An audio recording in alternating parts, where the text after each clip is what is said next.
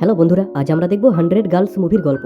মুভির প্রথমেই আমরা দেখি ম্যাথিউ পার্টি করে গার্লস হোস্টেল থেকে বের হয়ে আসছিল। লিফটে তার সাথে একটা মেয়েও ছিল, কিন্তু ম্যাথিউ তার মুখটা দেখতে পায় না। হঠাৎই ইলেকট্রিসিটি চলে যাওয়ার জন্য লিফট বন্ধ হয়ে যায়। লিফটের মধ্যে ছিল ম্যাথিউ আর ওই মেয়েটি। তারা একে অপরের কাছে আসে আর ইন্টিমেট হয়, কিন্তু ম্যাথিউ ওই মেয়েটির নামও জানে না আর তার মুখটাও দেখতে পায় না। পরের দিন সকালে ম্যাথিউ যখন ঘুম থেকে ওঠে তখন ওই মেয়েটি চলে গিয়েছিল, কিন্তু ম্যাথিউ তার নিচেকার কভারটা পায়।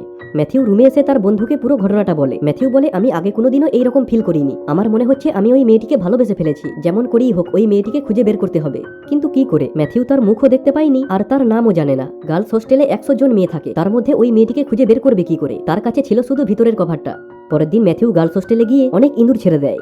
যখন ইঁদুরের জ্বালায় সব মেয়েরা বিরক্ত হয়ে ওঠে তখন ম্যাথিউ মেইনটেনেন্সের লোক হিসাবে এন্ট্রি নেয়। আসলে ম্যাথিউ প্রত্যেক জনের রুমে গিয়ে নিচেকার কভারের সাথে উপরকার কভার ম্যাচ করে দেখতে চায় এটা কার বটে। ম্যাথিউ প্রত্যেক জনের রুমে গিয়ে চেক করে, কিন্তু সে ম্যাচিং কভার দেখতে পায় না।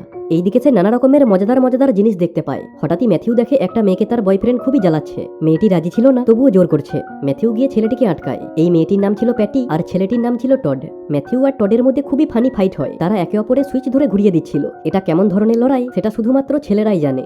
যাই হোক, টড ওখান থেকে চলে যায়। প্যাটি ম্যাথিউকে থ্যাংক ইউ বলে আর তার সুইচে মলমও লাগিয়ে দেয়। প্যাটি আর ম্যাথিউ এর বন্ধুত্বও হয়। প্যাটি খুবই ভালো মেয়ে। ম্যাথিউ তাকে সবকিছুই বলে সে কেন এখানে এসেছে। প্যাটি বলে, তুমি পাগল আছো? একটা মেয়ের সাথে লিফটে ইন্টিমেট হয়েছিলে, তাকে খোঁজার জন্য এখানে চলে এসেছো? ম্যাথিউ বলে, ওকে খুঁজে বের করতেই হবে। এই বলে সে চলে যায়, কিন্তু সে কভার ম্যাচ করতে পারে না। তাদেরকে অন্য প্ল্যান বানাতে হবে। একদিন ম্যাথিউ যখন টিভি ঠিক করছিল তখন ওয়েন্ডি নামের একটা মেয়ে এসে তাকে গেম খেলাতে চ্যালেঞ্জ করে। ম্যাথিউ মেয়েদের সামনে হিরো হওয়ার জন্য রাজি হয়ে যায়, কিন্তু গেমের একটা রুল ছিল, যে হারবে তাকে সমস্ত ড্রেস খুলতে হবে। যাই হোক, গেম শুরু হয়, কিন্তু ওয়েন্ডি ছিল চ্যাম্পিয়ন, সে জিতে যায়। গেমের রুল অনুযায়ী ম্যাথিউকে সমস্ত ড্রেস খুলতে হয়, কিন্তু ম্যাথিউ এর মেশিন দেখে সবাই তো শক। এত বড় মেশিন তারা আগে কোনোদিনও দেখেনি। এই কারণে ম্যাথিউ খুবই ফেমাস হয়ে যায়। এইদিকে তার বন্ধু মেশিন বড় করার জন্য মেশিনে দুটো লোহার বল ঝুলিয়ে রাখে। ম্যাথিউ পরের দিন আবার সব মেয়েদের রুমে গিয়ে চেক করছিল, কিন্তু হঠাৎই একটা মেয়ে রুমে চলে আসে। সে ম্যাথিউকে মারতেই যাচ্ছিল, তখন সে দেখে এটা তো তার ছোটবেলাকার বন্ধু। এই মেয়েটির নাম ছিল ক্যাথরিন। ম্যাথিউ ক্যাথরিনকে পুরো ঘটনাটা বলে। ক্যাথরিন বলে, ঠিক আছে, ওই মেয়েটিকে খোঁজার জন্য আমি তোমার সাহায্য করব। কিন্তু ম্যাথিউ আর ক্যাথরিন অনেক খোঁজার পরেও ওই মেয়েটিকে খুঁজে বের করতে পারে না। ম্যাথিউ পুরো কলেজে অ্যানাউন্সমেন্ট করে দেয়, যে মেয়েটি আমার সাথে লিফটে ইন্টিমেট হয়েছিল সে প্লিজ একবার আমার সাথে দেখা করো। আজকে রাতে আমি তোমার জন্য বেসমেন্টে অপেক্ষা করব। ম্যাথিউ ঘন্টার পর ঘন্টা বেসমেন্টে অপেক্ষা করছিল, কিন্তু কেউ আসে না। কিছুক্ষণ পর ক্যাথরিন এসে বলে, কেউ আসবে বলে মনে হচ্ছে না, চলো আমার সাথে ডিনার করবে। ডিনার করার পর ক্যাথরিন বলে, তুমি মেয়ে সেজে প্রত্যেকটা মেয়ের কাছে গিয়ে শুধাও কেউ কি কোনোদিনও লিফটের মধ্যে ইন্টিমেট হয়েছে। ম্যাথিউ মেয়ে সেজে এক এক করে সবার কাছে গিয়ে শুধায়, কিন্তু সবাই বলে লিফটের মধ্যে, ওটা আবার কোনো জায়গা হলো নাকি। ম্যাথিউ নিরাশ হয়ে যায়, কিন্তু ক্যাথরিন সবসময়ই তার সাথ দেয়। এইদিকে ম্যাথিউ অনুভব করে প্রত্যেকটা মেয়ের জীবনে কিছু না কিছু সমস্যা আছে। ম্যাথিউ এক এক করে সবার সমস্যার সমাধান করার চেষ্টা করে। এই হোস্টেলে কিছু হোক না হোক ম্যাথিউ এর দিন খুবই ভালো কাটছিল। আস্তে আস্তে সব মেয়েরাই ম্যাথিউ এর ফ্যান হয়ে যায়, আর হবেই না বা কেন। ম্যাথিউ এর মতো মেশিন আর কারো নেই। এইদিকে যে মেয়েটি ম্যাথিউকে গেমে হারিয়েছিল সেই মেয়েটিকে এবার ম্যাথিউ হারিয়ে দেয়। এইভাবেই দিন পার হচ্ছিল। হঠাৎই একদিন প্যাটির সাথে তার দেখা হয়, যে মেয়েটিকে বয়ফ্রেন্ডের হাত থেকে বাঁচিয়েছিল। প্যাটি বলে, তুমি এখনো ওই মেয়েটিকে খুঁজে পাওনি? ম্যাথিউ বলে, না।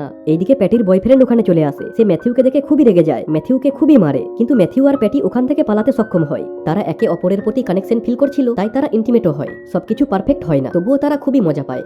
এইদিকে সেমিস্টার শেষ হয়ে আসছিল। ম্যাথিউয়ের হাতে খুবই কম সময় আছে, সে কি করবো কিছুই বুঝতে পারছিল না। তখন ক্যাথরিন এসে বলে, তুমি ওর পিছনে কেন পড়ে আছো? এই হোস্টেলে 100 জন মেয়ে আছে, অন্য কারোর সাথে সেটিং করে নাও। কিন্তু ম্যাথিউ তো বাস ওই লিফট বালিকেই চায়। এইদিকে ম্যাথিউয়ের সঙ্গে ক্যাথরিনের খুবই ভালো বন্ধুত্ব তৈরি হয়। তারা খুবই মস্তি করে, একে অপরের সাথে অনেক সময় কাটায়, কিন্তু তাদের মধ্যে কিছুই হয় না। তাদের জুড়িটাও পারফেক্ট ছিল, কিন্তু ম্যাথিউ তো লিফট বালির পিছনে পড়ে আছে। এইদিকে ম্যাথিউ সবার প্রিয় হয়ে ওঠে। কারো কিছু সমস্যা হলে ম্যাথিউয়ের কাছেই আসে, কিন্তু ম্যাথিউ লিফট বালিকে খুঁজে পাচ্ছিল না। তার কাছে আর কোনো রাস্তা না থাকায় সে হোস্টেলের সামনে গিয়ে খুবই ইমোশনাল ভাবে লিফট বালিকে প্রপোজ করে। ম্যাথিউয়ের কথা শুনে সবার চোখে জল চলে আসে। লিফট বালিও থাকতে পারে না। ম্যাথিউ লিফট বালির ছায়া দেখে চিনতে পেরে যায় এই বটে। সে দৌড়াতে দৌড়াতে রুমে গিয়ে দেখে এটা তো প্যাটি। ম্যাথিউ বলে, সেদিন লিফটে আমার সাথে তুমিই ছিলে, কিন্তু এতদিন বলনি কেন? প্যাটি বলে, তোমার সাথে আমার কোনো ভবিষ্যৎ নেই, আমি বেশ্যা। ম্যাথিউ বলে, এটাতে আমার কিছুই যায় আসে না, আমি বাস তোমাকে ভালোবাসি। এটা শুনে প্যাটিও খুবই খুশি হয়ে যায়। মুভির শেষে তারা এক হয়ে যায়, আর এই মুভিটি এখানেই বুম।